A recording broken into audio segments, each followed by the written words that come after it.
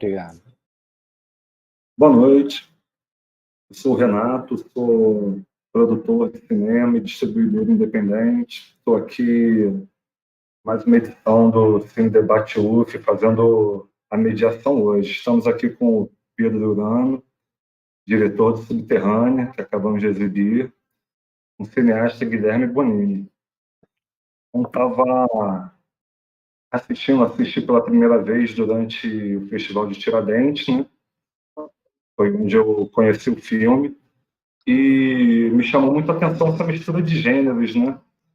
E muitas referências, né? O Hélio de Sica, o Júlio Verne, lembrei toda hora, quanto mais eu entrava ali nos subterrâneos, mais eu lembrava. E o Lima Barreto, né? O que acabou acarretando o internauta, né? Eu vi que cunhou a expressão o Código Barreto, né? Então, como chama?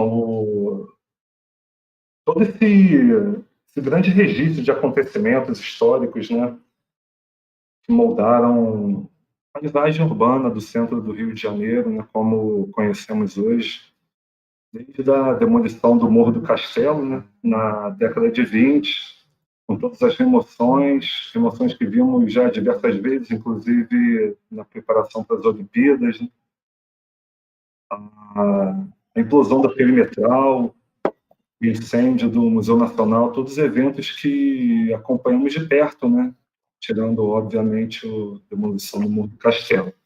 Eu queria que você falasse um pouco para a gente como surgiu essa ideia de contar essa história com esse misto de documentário, realidade e fantasia, né? Como surgiu essa ideia? Então, cara, esse filme ele surgiu como um documentário. Originalmente ele era um documentário sobre justamente a remoção e o arrasamento do Morro do Castelo, né? Eu sempre achei fascinante essa história de um lugar, de uma cidadela medieval praticamente, né? Um lugar onde a cidade foi fundado, que era um morro, né? E que foi completamente eliminado da paisagem sem deixar rastros praticamente, né? Então, acho que isso sempre me fascinou. E o filme originalmente era um documentário que tinha um certo flerte, umas cenas. O Léo já estava no roteiro, tinha um personagem que era o Léo. O Léo nasceu no mesmo dia que o Lima Barreto, né? E aí ele demorou muito para acontecer. E quando o filme aconteceu, já enfim, não fazia mais sentido fazer para mim o documentário por uma série de razões. E ele acabou virando, enfim, ele era um documentário que tinha umas partes de ficção e virou uma ficção que tem umas partes de documentário, assim, teve essa inversão. Assim.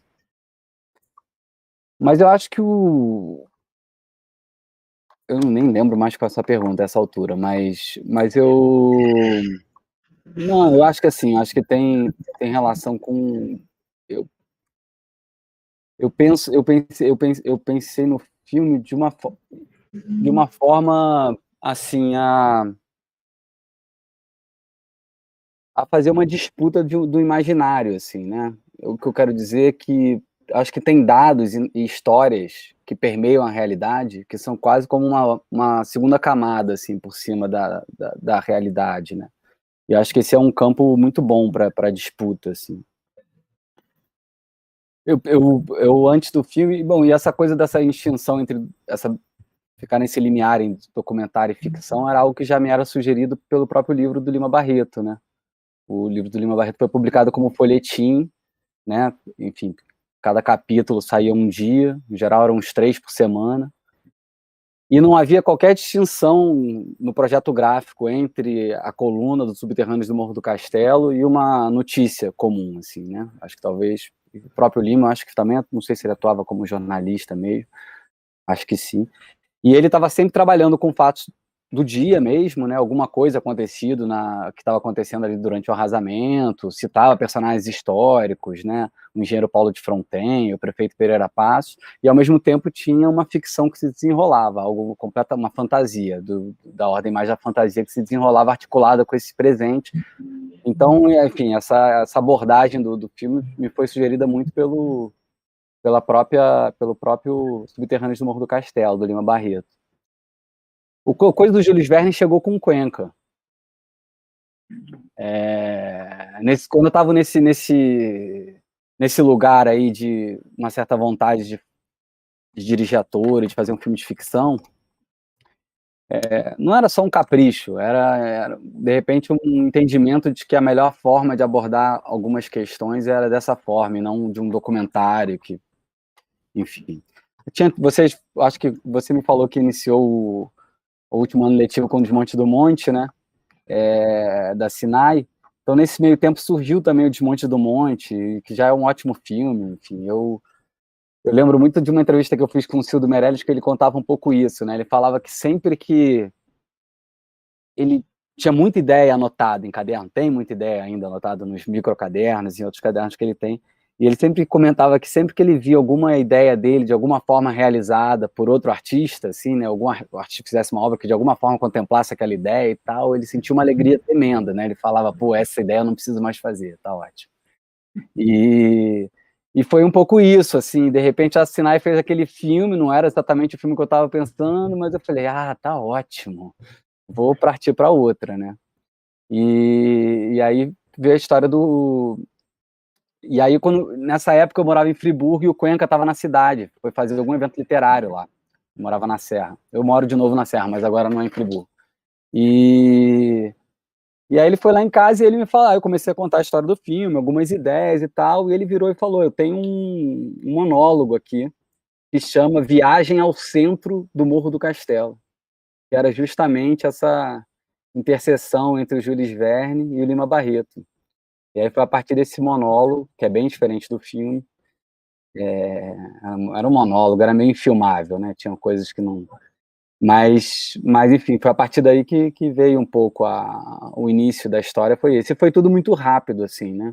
A gente fez isso em 2018, filmamos acho que janeiro, fevereiro de 2019, aí depois o filme ficou um pouco hibernando, por questões de din-din, mas o processo de escritura ele foi muito próximo da filmagem. Então o Cuenca foi em locação antes de fechar a locação, a gente estava em locação, a gente conversou com geólogos e arqueólogos e paleontólogos, enfim. E era muito engraçado, porque todos tinham lido Jules Verne, né? Então, de alguma forma, isso era corroborava essa tese do imaginário, né? Assim, era impressionante, todos tinham lido Viagem ao Centro da Terra e falado, pô, eu li esse livro, né, quando tinha, sei lá, uns 10, 12 anos, e ali eu decidi que era isso que eu queria fazer, né? Então, enfim, é isso, um pouco uma vontade de fazer fantasia, enfim, é um jeito também de encarar problemas que são muito graves e muito duros e violentos, assim, né? É uma forma, uma outra tentativa de abordar eles, assim. Sim, temos... Desculpa, Guilherme, pode... Primeiro, assim, parabéns, Pedro, assim, eu achei, a primeira vez que eu assistia, na verdade assisti uma vez, eu não pude acompanhar agora essa projeção específica, né, mas, achei incrível esse jogo, essa hibridização, enfim, uma infinidade de metáforas e signos e composições assim que você vai construindo, vai criando, desenvolvendo uma estética assim que além de dirigir, você também, enfim, colaborou com esse processo todo de construção do roteiro, né? E também fez a fotografia e a câmera, cara. Então, assim, eu acho demais esse processo todo de desenvolvimento. Essas suas ideias de criar esse onirismo já estava desde o início, assim, você foi desenvolvendo isso ao longo do processo de escrita do roteiro. De criar o quê, perdão, que falhou aqui, eu não entendi a palavra. Essas sequências oníricas, assim, né? Tá. Isso já estava, assim, enfim, já tinha sido pensado, ou foi durante mesmo esse processo, assim, não sei se teve muitas mudanças de tratamento, se teve com o processo de montagem mesmo, teve cenas ou sequências excluídas que você precisou remontar ou mexer, assim, eu achei, enfim, incrível todo esse processo todo, essas ideias todas, assim, né? Para mim me remeteu muito, assim, ao conceito de rizoma, sabe? Do Deleuze, assim, ou até mesmo esse jogo, uma metalinguagem, assim, de um pouco de nós mesmos, assim, essa autodestruição. Tem umas partes, assim, umas frases específicas no texto que eu acho que remete a essas reflexões, assim, sabe? Ou até mesmo, assim, eu lembrei, assim, uma das primeiras impressões que me veio quando terminou o filme foi... tem muito a teoria do tempo do Cortázar aqui, sabe? Assim, tipo, destruir para construir, e ao mesmo tempo você refletir sobre esse processo de transformação. Enfim, queria que você comentasse um pouquinho essas concepções, assim, de criação, esses desenvolvimentos, assim, essas simbologias oníricas, né? E com relação a essa multiação, assim, né? De operar a câmera, dirigir os atores e, enfim, toda a obra, né? Então, bom, isso aí eu acho que você definiu bem, é demais, não recomendo. Mas, enfim, eu fotografei todos os filmes que eu dirigi, mas eu nunca tinha dirigido um filme de ficção, né? Então, foi bem... É muito, né? Mas foi uma coisa assim o filme tinha pouco dinheiro, enfim, são as desculpas que eu dou, né? O filme tinha pouco dinheiro, e aí, pô, eu vou ter que falar com o fotógrafo, mas eu posso já fazer direto, né? Enfim, tem um pouco isso. Mas eu não sei, não sei se é uma boa solução ao mesmo tempo. Eu percebi, no final do filme, eu percebi, não, os atores vieram me falar, assim, né? Que em alguns momentos eles sentiam uma certa falta, assim, porque eu não estivesse lá, mas eu estava atrás da câmera, né? Enfim, às vezes tinha alguns momentos que eles falavam, pô, seria bom se eu estivesse mais perto ali em algum momento, sabe, pra gente estar mais conectado. Enfim, acho que a gente estava, mas fica mediado, né? Ter uma câmera na frente, assim. Eu acho que num próximo filme seria muito bom entregar mais a câmera. Acho que Mas é isso, é o jeito que eu faço, assim, né? Também, todos temos nossos limites. E a coisa, assim, dos sonhos estavam todas no roteiro. O filme, para minha surpresa, ele é muito... Tava tudo mais no roteiro, assim, bem próximo do que foi. O que foi que tiveram cenas do roteiro que não foram filmadas, por questões de dinheiro, tiveram que ser cortadas, assim. Mas o que a gente filmou, eu acho que tá tudo no filme. Foi bem isso, assim, foi no laço, assim. Não tinha muito mais, não. Era meio isso. Mas a coisa do onírico eu acho assim que o subterrâneo, ele é uma metáfora bem direta para o inconsciente, né? Não foi exatamente... Eu acho que muitas coisas eu percebo retrospectivamente, assim, né? Você, na hora do... Eu até, inclusive, eu gosto muito disso no filme, porque tem uma ação no filme que se repete muitas vezes, e que para mim é muito emblemática, assim, que é de você andar no escuro com uma lanterna, né? Então você não sabe muito bem para onde você vai, você está enxergando ali poucos metros à sua frente e você segue caminhando, assim. E para mim essa é uma imagem muito emblemática para a construção de um filme, para a invenção de qualquer coisa, assim, né? Você tem mais ou menos uma direção, mas você só sabe os próximos passos, né? E vai seguindo esse caminho, e aí, bom, ao final você tem condições de olhar para trás e ver o percurso que você percorreu, os sentidos que foram produzidos no processo, assim. Então o processo era um pouco esse também. Outro dia foi uma psicanalista que me falou isso, eu mal fiz análise assim, na vida, então, mas eu achei curioso. Mas eu chego aos túneis porque eu sempre gostei de túnel, assim. E havia umas premissas meio loucas, assim, que servem um pouco de guia, quase que arbitrários, assim, para bem no início do processo, assim. Então, eu pensava que o Rio era uma civilização fundada na paisagem, né? O mais sensato seria fazer a cidade na Baixada, mas fizeram ali nas encostas do morro, no início ali da colonização, ao menos, porque era muito bonito e era muito aprazível, enfim. E de alguma forma eu achava que para pensar a cidade era preciso fugir à paisagem. E o subterrâneo é um pouco esse lugar de uma certa economia de estímulos, assim, né? São poucos sons, poucas imagens, isso de alguma forma é como se saturasse o sentido de estímulos pequenos. O menor som, de repente, ganha mais sentido, enfim. Um foco de luz resulta muito significativo, enfim. Então, eu cheguei no subterrâneo muito assim, eu já sou fascinado por subterrâneo há um tempão, assim. Então, eu fui nas obras do metrô da Barra, aí cheguei embaixo, o cara falou, agora estamos exatamente embaixo do cume da Pedra da Gávea. Pô, sensacional. Então eu sempre tive muito esse interesse, assim. Então o filme também foi uma desculpa para mapear os subterrâneos do Rio. Né? Sempre ouvi essas histórias, que haviam túneis que ligavam, né? Aí eu fui conversar com historiadores e tal. A maioria foi taxativa, falou, o Rio não tem subterrâneo porque é tudo alagado pra caramba e é muito perto do mar, qualquer buraco que você cava, brota água. Enfim, foi um pouco por aí, assim. Boa parte do subterrâneo foi filmado em imóveis da SEDAI.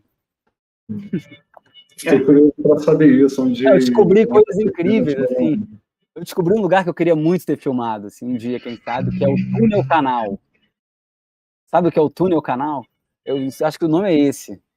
É um canal, assim, do tamanho de um túnel, esculpido no maciço carioca, que atravessa a cidade da Zona Norte até o Clube dos Macacos no Horto, que é o antigo clube da SEDAI. E é de lá que vem toda a água para a Zona Sul. Imagina, um túnel como um túnel de carro, esculpido na pedra, sem acabamento, sempre com água fluindo, né? E aí, uma vez ao ano, eu descobri, eles esvaziam o túnel para fazer uma manutenção. Eu vi relatos que eles demoravam, tipo, 12 horas caminhando por dentro da montanha. Gente, eu achava isso incrível, eu queria muito filmar, mas eu descobri, faltava 2 semanas para acontecer, não deu tempo. Mas, enfim, então, esses interesses, assim, meio... Mas eu acho um espaço muito interessante, o subterrâneo, assim. Eu gosto de buraco. Acho que isso que você traz, assim, meu, é muito... Não sei, me lembrou N coisas, assim, veio uma nostalgia incrível, assim, oitentista, e aí me remeteu a essas composições junto com a trilha, assim, essas aventuras, tipo Goonies, assim, Indiana Jones Goonies, e tal, total, cara. Goonies. Não, eu falei, me perguntaram de onde vinha, eu acho que é muito isso. O filme também é um acúmulo dessas coisas que é tipo metal pesado, não sai do corpo, né? Goonies, Indiana Jones, principalmente esses dois. Mas assim, eu não estudei isso, eu não voltei a ver. O meu Indiana Jones, meu Goonies é de quando eu vi, da sessão da tarde, assim, né? Eu até tentei ver o Goonies com a minha filha, eu tenho uma filha de 9 anos. Acho que ela era um pouquinho mais nova, devia ter uns 7, 8. Mas logo no início, cara, é barra pesada pra caramba o início do Goonies, porque é tipo uns assaltantes matando, levando o corpo pra lá e pra cá, e eles são super violentos entre eles, assim, tipo, são super grosseiros. E aí quando chega o Slot, que aparece logo no início, ela surtou e acabou a sessão. Não rolou. Ela ficou com medo. Então eu não revi não, mas era muito isso. E aí teve essa história da trilha, né, que foi hilária, porque eu vi o Copião com a montadora, com a cineasta, que também é cineasta, Alice Furtado, também é ex-aluno da UF, se eu não me engano, como eu, e aí a gente viu todo o material, conversamos sobre o filme, o roteiro, pensamos as conexões, enfim, ficamos lá umas 2 semanas conversando e pensando, montando algumas coisas, e depois ela ficou lá um tempo sozinha. E eu lembro de falar para ela, cara, tem que fazer uma pegada de aventura, senão vai funcionar, esse troço vai ficar ridículo. Porque esse troço vai ficar ridículo, mas enfim, então vamos fazer um troço interessante nessa linha. Então, assim, cara, é tipo Indiana Jones. Se tiver com dificuldade de montar, pega a trilha do Indiana Jones, bota por cima e manda ver. E aí, beleza, ela me chamou para ver um primeiro corte, eu adorei. Eu já adorei o primeiro corte, assim, eu achei maravilhoso. Falei, caraca, maravilhoso, porque eu tava fazendo um OVNI, eu não sabia fazer o que eu tava fazendo. Agora eu sei fazer, mas eu não sabia, eu fui fazendo, entendeu? Nunca tinha feito um filme de aventura, na verdade, eu nunca tinha feito um filme eu mesmo, né, de ficção. E aí tinha uma trilha maravilhosa, sinfônica, e aí eu me convenci que tinha que ser uma trilha sinfônica, e eu fiquei alucinado, eu falei, cara, que trilha maravilhosa, me diz quem é que eu vou buscar os direitos. Daí a Alice olhou para mim e falou, é John Williams, é a trilha do Indiana Jones. Ela literalmente fez o que eu tinha falado. E aí fiquei com essa questão de como fazer uma trilha sinfônica, enfim, com pouco dinheiro, em plena pandemia, né? Os estúdios fechados, como é que reúne, enfim. Ficou meio impossível. E aí nisso eu conheci esse compositor inglês do século XIX, né? Da virada do século XIX para o XX, o Gustav Holst. E ele tem essa suíte que chama Os Planetas, e que é inspirada não pela astronomia, mas pelo um contato dele com a astrologia. Então tem todos os planetas menos a Terra, todos os planetas até, sei lá, Netuno, e, né, sem esses novos, assim, Plutão e tal, e sem a Terra. E era incrível. E aí depois eu fui ver que ela era considerada uma inspiração forte para o tipo de trilha que o John Williams depois veio consolidar e tal. É super conhecida essa suíte. Mas eu fiquei lá ouvindo, né? Eu acho que a música clássica é muito complexo, né, cara? São muitas coisas ao mesmo tempo, e os climas mudam muitas vezes, tem muita dinâmica, assim, né? E tem muita informação, são obras feitas para um outro tempo de recepção, assim, um outro tipo de concentração, né? Então, assim, eu fiquei tipo uns 2 meses ouvindo a suíte para começar a entender ela, assim. Eu ouvia quase diariamente, assim. E aí comecei a separar e ir sonorizando, assim, o filme. E aí foi muito curioso, porque depois de filme pronto eu fui ver, bom, e quais os planetas que eu usei? Eu tinha até que ter ver coisa de direito, saber quais que eu tinha usado e tal. E aí eu usei justamente os planetas que na astrologia são os transpessoais, né? São geracionais, assim, são os planetas lentos, os de fora. Então os que são comuns a um grupo grande de meio geracional, assim, né? Que é Saturno, Netuno e Urano. E tem quase que um leitmotiv que se repete no filme sempre que ela tem um insight, né? Sempre que a professora Stein tem um insight qualquer, uma frase, tem um leitmotiv que se repete, que para minha surpresa era justamente o Urano, que é muito narcisista por um lado, mas aconteceu. Então, assim, o processo do filme foi atravessado por muito, foi numa época estranha pra caramba, né? Foi 2018, 2019, eu tinha me separado em 2018 também, então, assim, foi feito num momento muito, assim, muito corda bamba, assim, muito estranho, tudo muito difícil, assim, mas ao mesmo tempo pontuado por muitos sinais, assim, ao longo. Você conseguiu captar as imagens antes do início da quarentena, da pandemia, ou chegou a Não, filmar? bem antes, eu filmei em 2018. Não, perdão, eu filmei em 2019. Início de Filmei em 2019. início, tipo, eu não sei se janeiro ou fevereiro de 2019. Sim, Foi bem além, no início do Bolsonaro, foi logo depois que ele tomou posse. e a gente falou Por muito. exemplo, o meu contato com a SEDAI era da administração anterior. Então, eu acho que a gente filmou até em janeiro, foi isso, porque a gente, tipo, tinha autorização, mas sei lá, os evangélicos vêm aí. Sim. Então, vamos filmar logo. E outra coisa que me chamou a atenção também, gostei bastante da fotografia, né? E dessa forma como explorou a paisagem do centro do Rio de Janeiro, uma coisa que eu acho muito interessante. Normalmente os filmes do Rio são sobre a Zona Sul, né? Tem esse pano de fundo, né? Só que eu acho, inclusive, que foi uma coisa que superou o cenário, né? A cidade do Rio de Janeiro está ali em todas as cenas, meio que contracenando, né? Com os atores, os prédios, as paredes, fichações. Como você trabalhou, né, a fotografia para conseguir dar essa noção, né? Vamos dizer assim. Você fez alguma coisa específica ou fluiu Que noção que você naturalmente? está dizendo? De essa força que a fotografia passou para a cidade, que elevando ao status de personagem, não apenas um cenário, né? Você... não sei se assim, eu não sei se, pô, não sei nem responder, cara. Assim, o que eu quero dizer, tinha um desenho para fotografia, claro, mas eu acho que o que faz mais isso é a articulação desses lugares que estão mais ou menos, porque que estão mais ou menos próximos, né, delimitando uma geografia que é a do morro, né, um pouco, na verdade é isso, né, a gente está ali pelos lugares que eram onde ou no entorno ou, vamos dizer, dentro do próprio Morro do Castelo, assim, né. A UERJ é um pouco mais distante, enfim, tem essa, mas enfim, é mais ou menos aquele centro histórico um pouco, assim, né. Sim.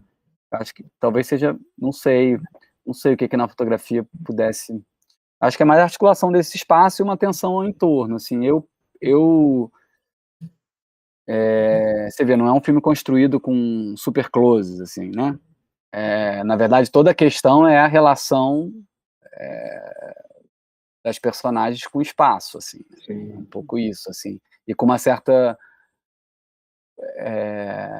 um certo esforço de decifrar o espaço, decifrar o território, né, o que ele esconde, o que tem no subterrâneo, né, quais são né, os elementos que estão nele, né, mas que, enfim, talvez não estejam no primeiro plano, ou exijam outras informações para serem lidos, mas enfim, essa ideia de que você pode ler a paisagem, e de que a paisagem ela é histórica, ela se transforma, né, e às vezes de forma radical, né.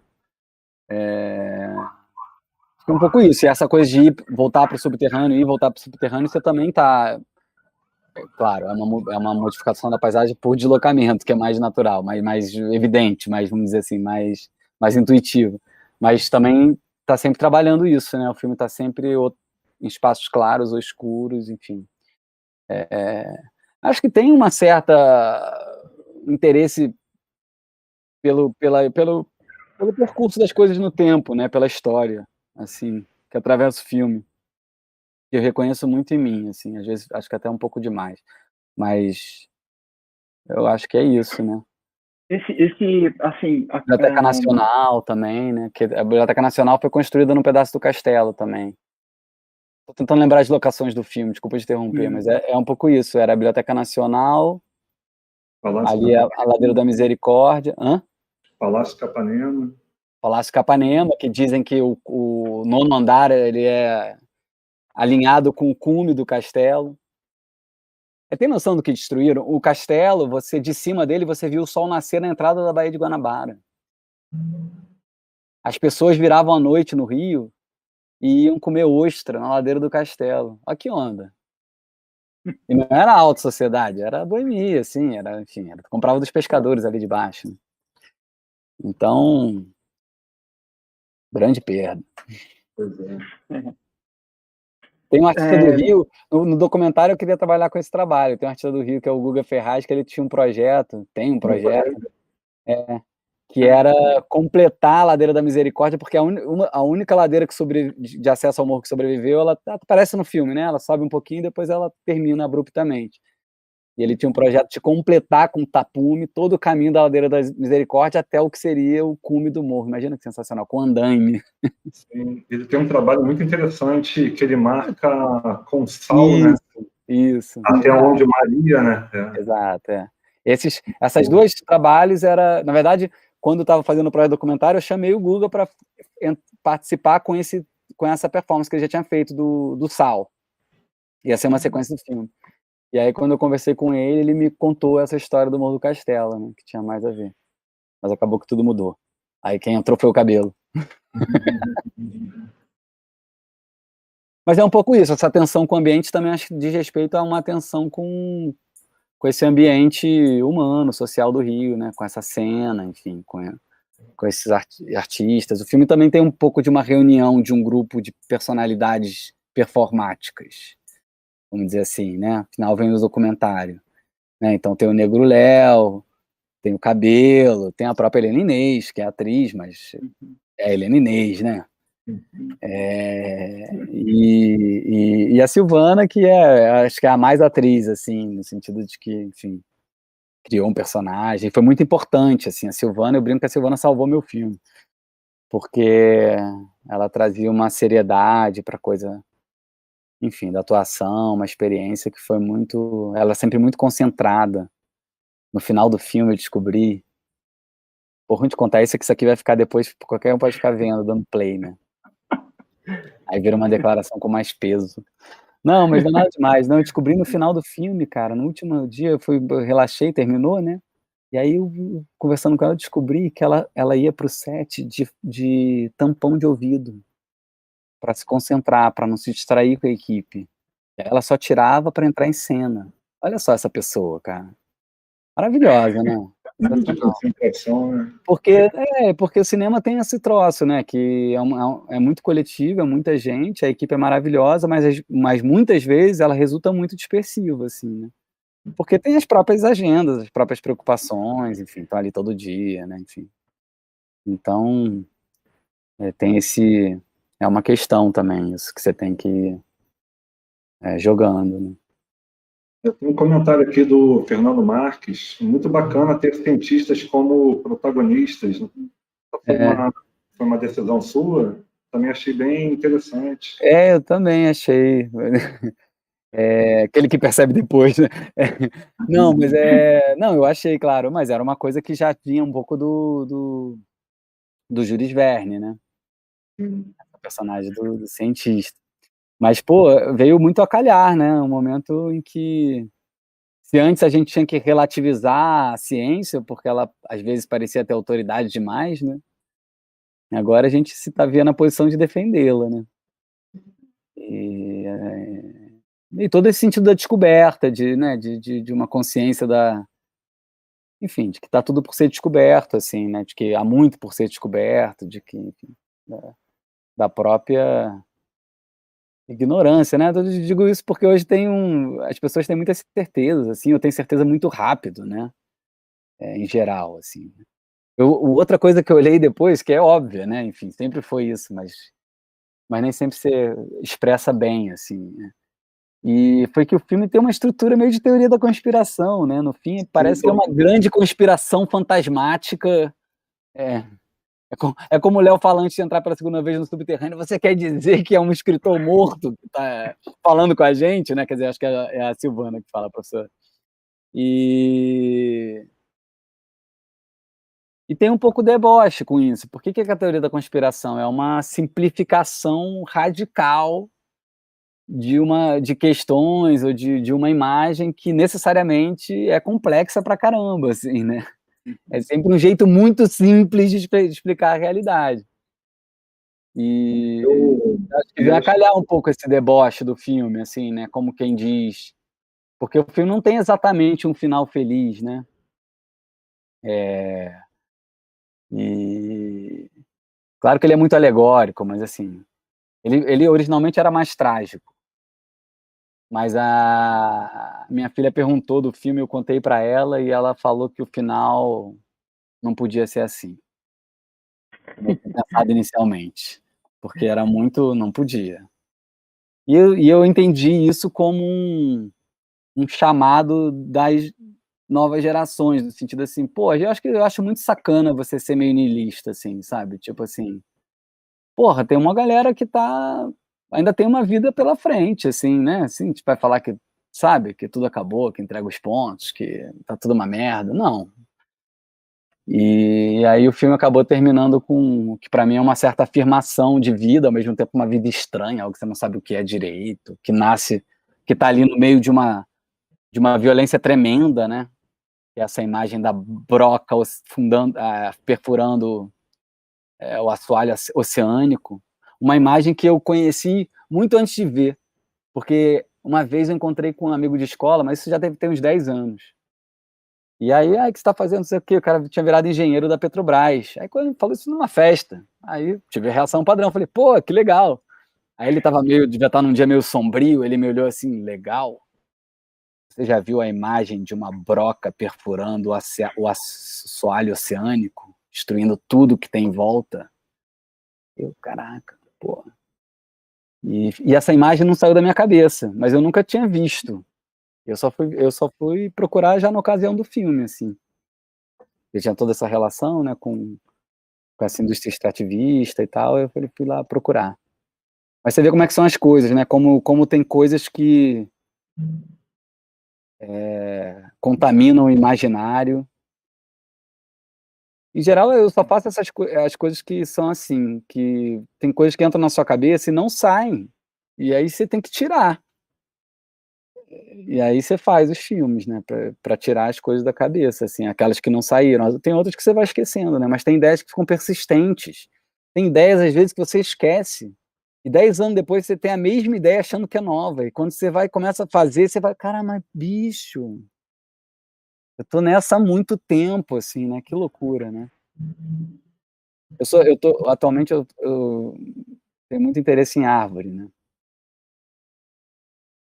Bom, acho que vocês podem fazer mais perguntas, que eu agora já estou entrando no Ah, no meu não, subterrâneo particular.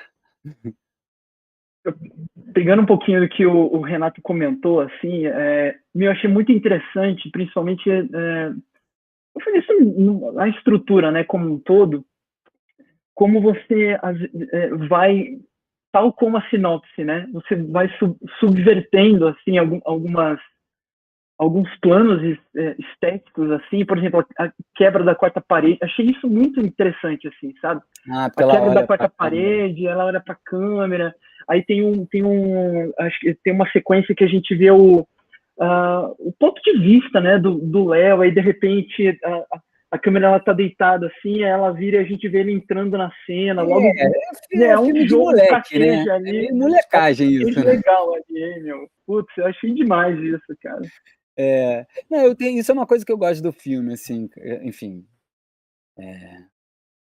quem fez sempre, muitas vezes, tem uma terrível consciência das fragilidades do filme, mas tem uma coisa que eu gosto, que pra mim acaba que faz tudo valer a pena, que o filme constrói um espaço de liberdade. Nem todo mundo topa, tem gente que não topa.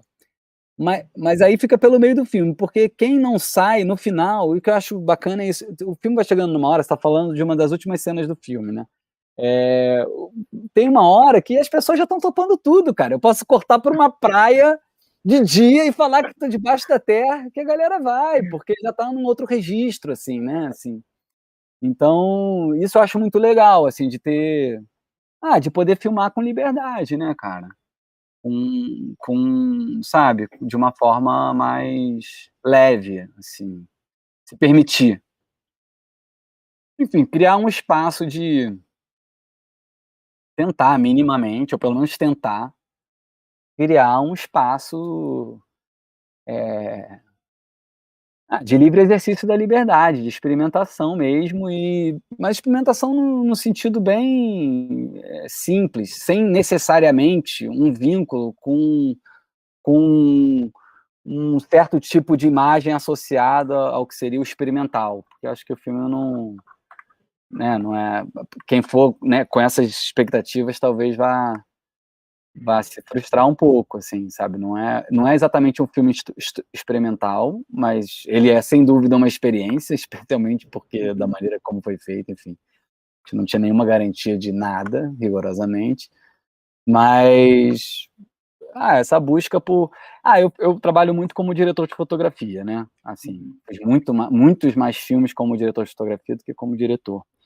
E muitas,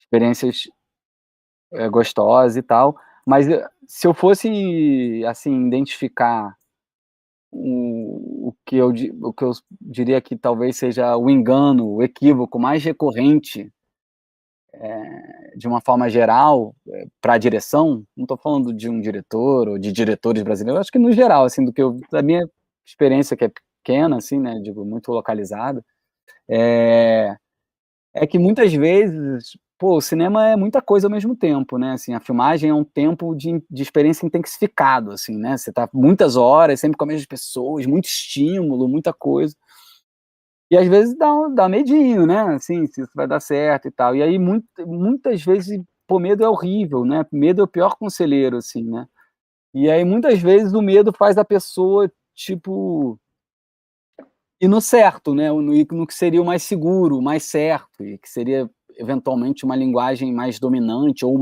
mais, e o pior é que mais do que uma linguagem, uma forma de agir em relação ao filme, ao set, ao roteiro, assim, seria a correta. Sem se perguntar muito se essa é a melhor forma para aquele filme, se é de fato a correta e tal. E aí, muitas vezes, quando não foi tão bom, foi muito por isso. Então eu ficava o tempo todo me cagando e, ao mesmo tempo, falando: não dá para me cagar. Então, né, ficava assim, com essa preocupação e, ao mesmo tempo, tendo que filmar muito em pouco tempo e tal. E, enfim, sem saber que bicho que ia dar, mas com uma certa liberdade, assim, com um entendimento muito grande de tipo, cara, o antes de começar a filmagem é o pior, né, assim, semanas antes, assim, poucos dias antes de começar a filmar, eu lembro que eu tava assim, meio tenso, aí eu conversei com a minha namorada, ela virou e falou assim: acredita no processo. Eu achei o melhor conselho do universo, assim, cara. Então é um pouco isso, assim, não fica tão... Enfim, tentar trabalhar com liberdade. Eu tinha convicção de que era o único jeito para esse filme potencialmente dar certo, né? Enfim. Então foi dessa forma que acabou surgindo essa teoria da conspiração, não foi uma coisa planejada, porque tudo se encaixa, né? Até na hora que eles chegam no Palácio Capanema, que tem aquela obra, o tapume, tipo, já estava pronto, né? Não, originalmente, no roteiro, você teve várias opções, né? Porque conta da realização. No roteiro era um buraco ali, sei lá, tipo, na base de uma de uma coluna, de um pilotis, entendeu? Mas aí quando a gente foi fazer a locação, o troço estava fechado, assim, né? Desde o Culpa Mink, né, que tá fechado, né? E, e aí tinha o tapume, é. Aí a gente também pensou porque em frente é a Ancine, né?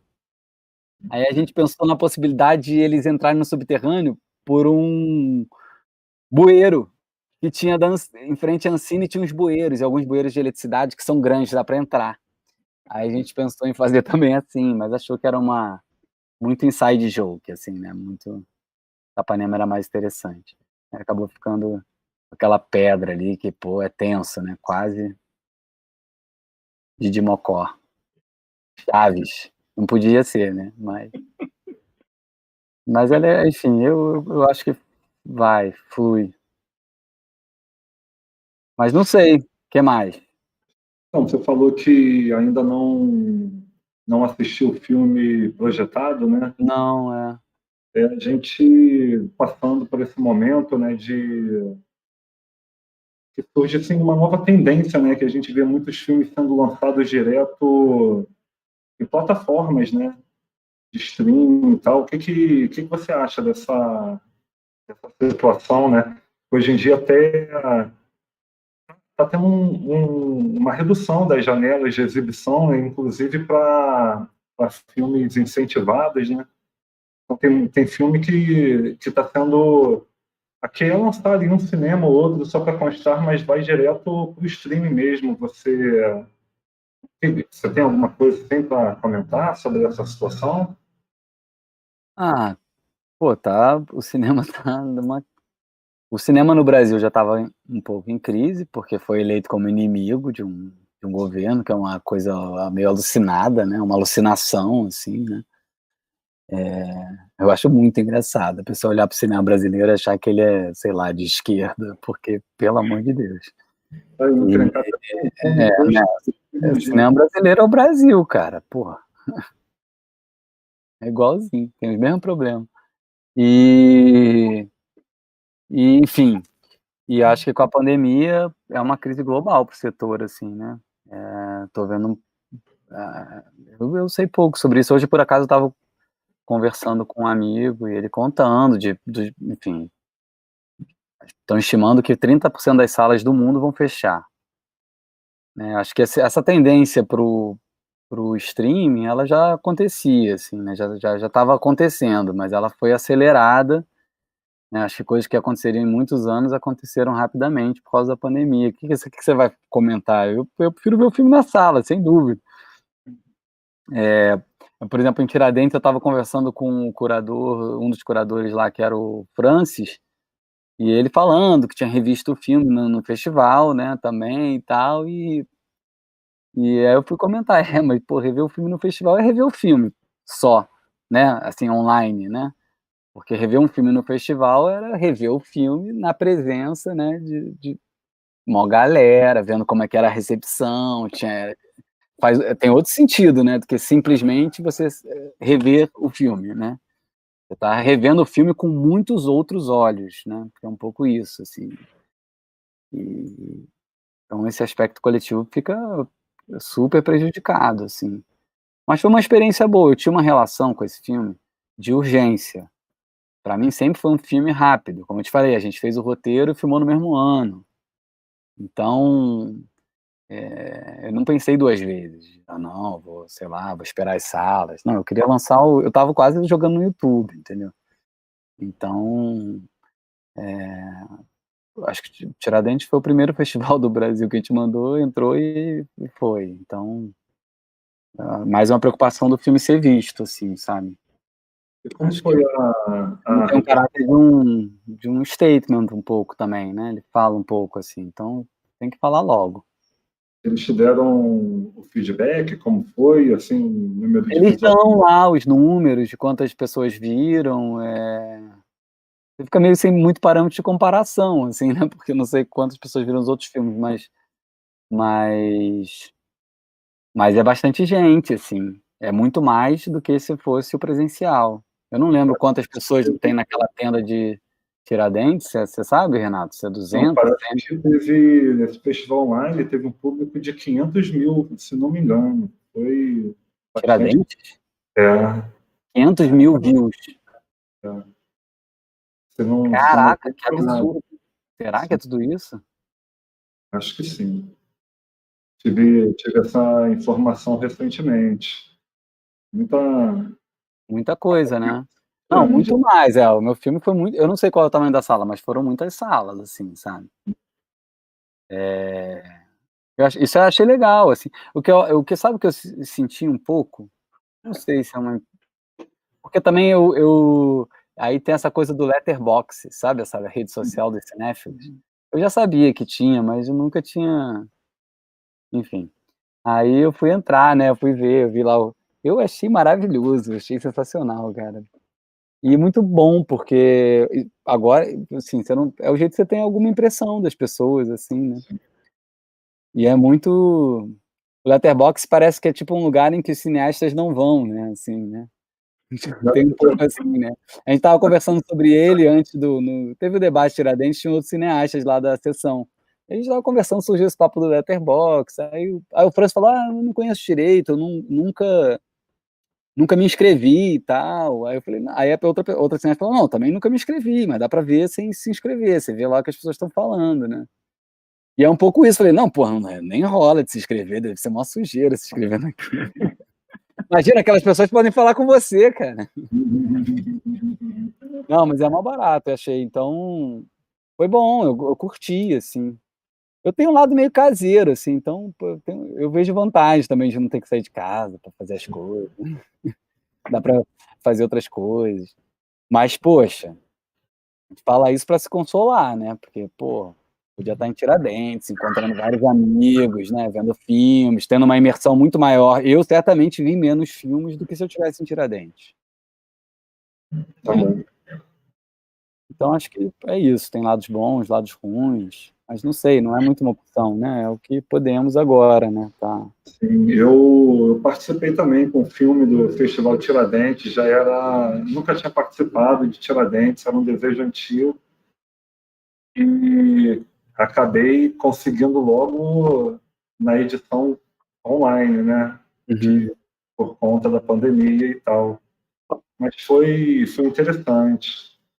É um circuito muito bom, né? O circuito de festivais e a galera assiste mesmo, né? O filme passa, tem essa troca que é uma coisa necessária, né? Mas quando o filme está estreando, né? Antes de ir para o circuito comercial, você tem planos de levar futuramente? Claro, claro.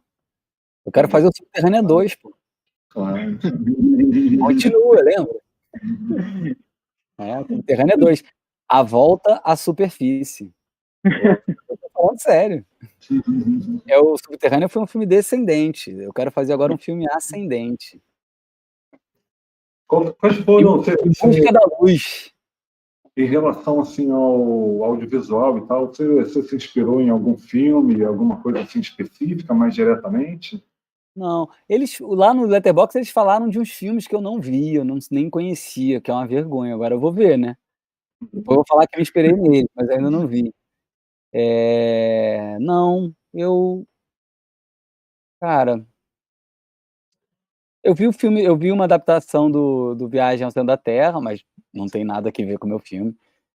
E tô tentando lembrar agora se teve algum filme específico, assim. Tem esses filmes da indústria, né, o do que a gente falou, do Indiana Jones, do Goonies. E eu acho que essa ideia de filme urgente é algo que foi inoculado em mim pelo Estrada para Ítaca há muito tempo atrás, mas também não tem nada a ver com o filme. E é isso, assim.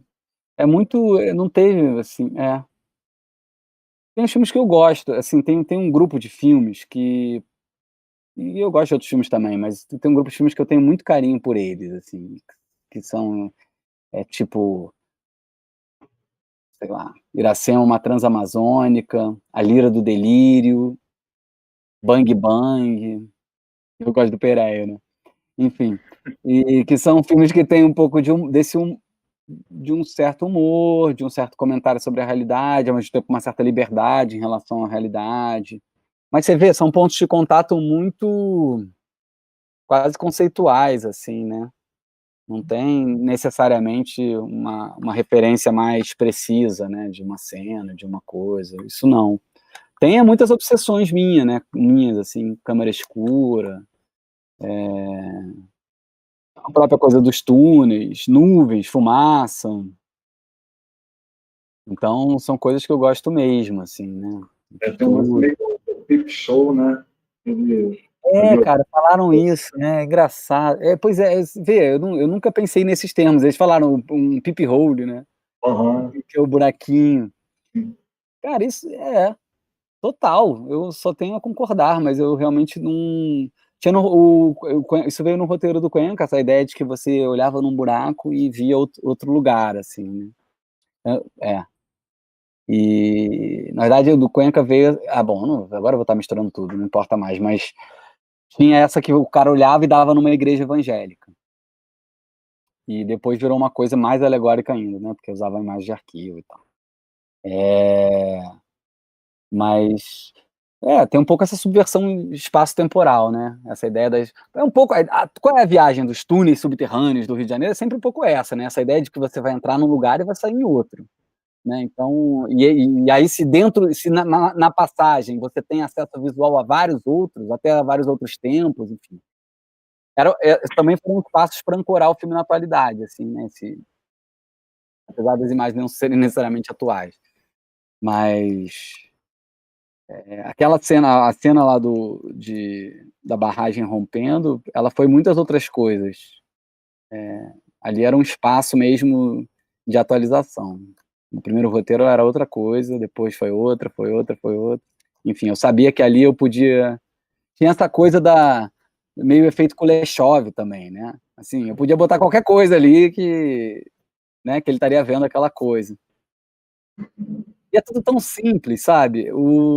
Aquele buraco era um buraco, devia ser de geologia mesmo, para ver, tirar uma amostra da rocha, tinha vários no túnel, e eu botei uma lanterna ali dentro.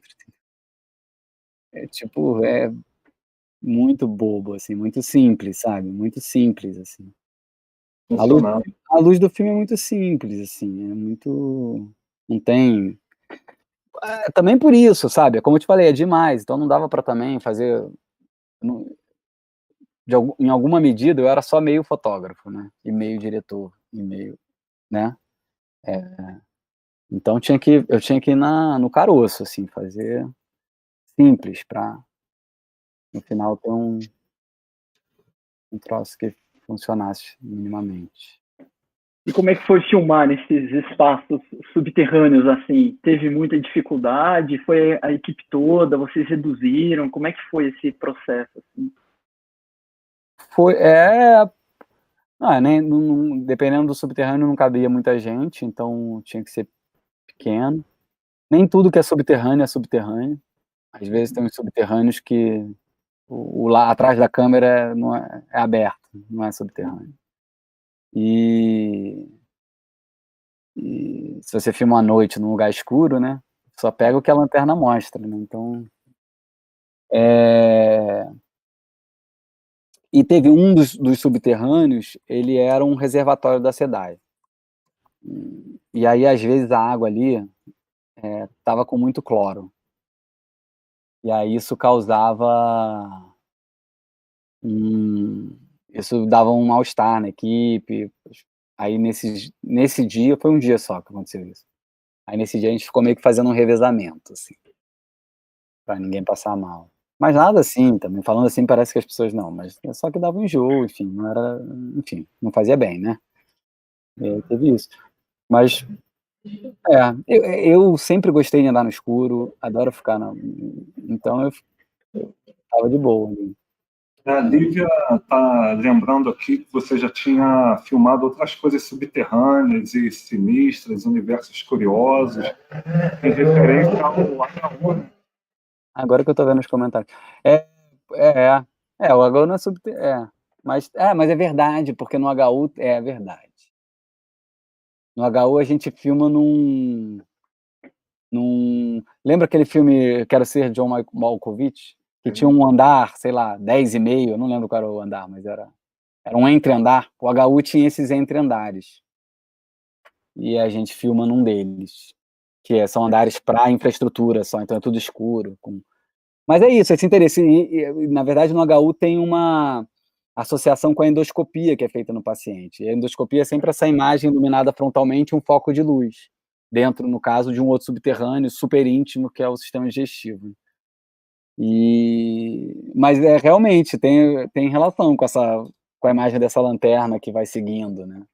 Você vê, a pessoa está presa às suas obsessões. Mas isso eu acho que diz respeito a uma certa honestidade, assim, né? Eu fiz o filme que eu estava querendo fazer mesmo, enfim. Fazia mais que eu estava querendo fazer. Parceria com a Joana? O quê? Esse filme foi o que você fez em parceria com a Joana? O HU foi. O HU foi, Joana Traub-Tcheco. Foi com ela. O que eles escreveram? Trabalhei com ela no Tupinambá Lambido, produziu o filme deles. Você? Aham. Eu sou fã do Tupinambá Lambido, acho um troço extraordinário, assim. Sim, a gente fez um filme que foi muito bem recebido, até internacionalmente. Eu quero ver. Eu sei que tem esse filme, mas eu nunca vi. É Do Lucas. do Lucas Parente, né? Eu quero ver. Mas é isso, os subterrâneos. E aí essa psicanalista me procurou e contou que os subterrâneos, que o inconsciente também não tem passado, presente e futuro, não tem tempo, ele é atemporal, o inconsciente é atemporal. E às vezes ela enfim, tá lá fazendo uma sessão de análise e a pessoa identifica e no final pá, e tal, e ela chega no problema, ela fala, não, porque meus pais se separaram, aí ela pergunta, mas há quanto tempo? Há 20 anos. E a coisa de alguma forma ainda afeta, né, enfim, então ela ficou, achou curioso a coisa das dobras no tempo, no subterrâneo, porque ela associou o inconsciente, mas eu não, enfim. Esse é um assunto que está super em alta, né? Vem sendo bem explorado, né? Em séries e tal. O quê? Esse lance dos túneis, das dobras temporais, né? Quais séries? Tem acho que principalmente o Dark, né? O Dark, eu não vi, mas me falaram que tinha a ver. Já, acho que é de É uma série 2000, alemã, né? se não me engano. Sim. Me remeteu a isso também. Lembrei também de um filme, não me lembro o nome agora, do Besson, com o Christopher Lambert, que ele andava pelo subterrâneo com um tubo de luz de LED, naquelas cenas do iluminando ali com o telefone e tal, também me veio à cabeça essas cenas. E foi bem interessante. Estamos aqui já encaminhando para o final. Alguém tem mais alguma consideração? Quer falar mais alguma coisa? Pô, só assim, agradecer Sereio. essa preciosidade aí, cara. Foi Eu tô lendo muito aqui, bom assim, a pessoa experimentar fala do isso. sereio. Muito bom, sereio. O sereio é uma performance do cabelo, né? Eu não conhecia, inclusive. Quando eu chamei o cabelo pro filme, ele falou, pô, cara, você tem que botar um erictônio. Eu, hã? O erictônios são os seres do subterrâneo. Eles são fotofóbicos, só saem na luz com um capuz. Enfim, descreveu lá os erictônios. Eu adorei, claro. E aí, tem no filme. Já falou que tinha que ter planos aí no Subterrânea 2, né? Quais são os projetos futuros? É o Subterrânea 2, que eu falo brincando, mas é verdade. Tem um outro filme que eu tô... tem várias coisas, né? Mas é quase que um reaprender a fazer filmes, né? Porque tudo mudou, assim. E... Aprender a exibir, né? É, é Tudo sempre de... complicado falar de coisas que ainda não existem, né? Que ainda estão muito começando, assim. Mas eu tenho um interesse recente muito forte por árvores, pela floresta, por esse espaço. Então, estou trabalhando muito nessa direção e fazendo, às vezes, fotografias, alguns objetos, enfim, que são formas de estar exercitando e cercando o imaginário, sem depender de todos os recursos que o cinema exige, né? Senão você fica assim, num compasso de permanente espera, né? Que eu não acho muito saudável. Né? Porque aí você chega lá no final, também tá super ansioso, porque você está há 5 anos para viver aquelas 2 semanas ou 3, entendeu? Ou 5, se muito, enfim. Então, eu tenho procurado muito isso, encontrar outros meios para ir construindo as coisas de forma mais gradual. Então eu tenho trabalhado muito com árvore, e é uma loucura. Eu faço umas roupas de planta, essa interface com planta. Eu tenho muito. Então vai ter uma coisa de tempo também muito forte, porque vai ter essa interface com planta, com o que seria um meio caminho, como um xamanismo com planta. Em vez de você se projetar para a águia, você vai se projetar por uma planta, e aí você vai de alguma forma, acessar um outro ritmo das coisas, uma outra perspectiva temporal, sacou? E outras redes de comunicação também, subterrâneas. Até num dos textos do Oiticica, que permearam a pesquisa, ele diz, né, ele fala isso, do subterrâneo como lugar onde algo germina, nasce e culmina.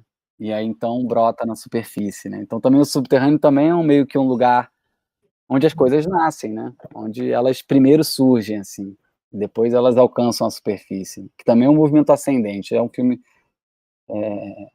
É isso, né? Agora que eu entrei no buraco, eu tenho que sair dele. E você tá com uma série também na Netflix agora, sobre Inhotim? Eu tô com a série, do Inhotim, Netflix. Eu gosto muito da série.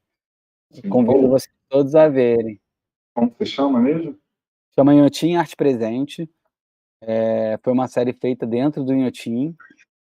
São 13 episódios de 50 minutos. Então foi um esforço heróico, assim. Fiquei 2 anos fazendo ela. E são 3 filmes que pensam aquele espaço como um todo, assim, né? E tem outros 10 filmes que são cada um dedicado a uma obra ao trabalho de um artista, assim, né? A um conjunto de trabalhos, e a gente visita os estúdios e as obras do Inhotim, eventualmente em outros lugares também. Então é bem legal, assim, eu curto, assim, tem essa vontade de falar de arte contemporânea, de também tentar entender a perspectiva da arte contemporânea e dos artistas sobre a atualidade, e de dar os códigos, porque muitas vezes a arte contemporânea, no senso comum, e nesse sentido é muito legal que a série esteja no Inhotim, é visto como algo, de alguma forma, hermético, né, difícil de acessar ou entender, e na maior parte das vezes ela é muito simples, às vezes você precisa de um ou outro código, saber um ou outro dado, né, mas assim, e a experiência tem sido super positiva, assim, acho que a galera embarca muito na obra dos artistas, os artistas são muito interessantes, assim, né, isso foi muito legal de estar, de alguma forma, chancelado pelo Inhotim. O filme é uma produção independente, né, não tem nenhum vínculo direto com o Inhotim, mas, enfim, a gente filmou lá dentro, né, e tal. E foi muito bom, porque aí a gente pôde visitar, poxa, o Lafur Elisson, Giuseppe Pennoni, nomes, assim, muito interessantes, né, artistas são pessoas muito interessantes, em geral, eu acho, assim.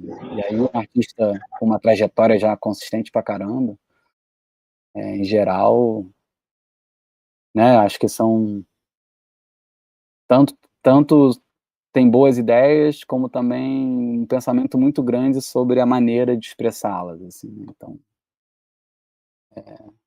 eu gosto muito da série, assim, fiquei feliz de fazer. Foi muito gostoso.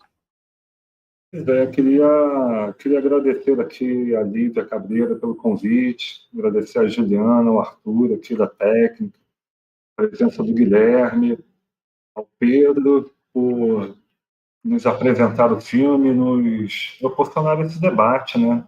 Esse bate-papo e tal. Muito obrigado, espero que surjam outras oportunidades de estarmos falando aqui sobre cinema, né? Que é o que todos nós aqui, o que temos em comum, né? Nos une e tal, como artista e como espectadores. Muito obrigado aí a todos, boa noite. Espero que todos tenham gostado. Eu gostei bastante. Obrigado a vocês aí pela oportunidade.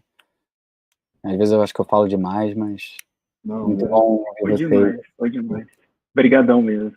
Tá. Falou, galera. Boa noite. Valeu, gente. Boa noite. Boa noite a todos.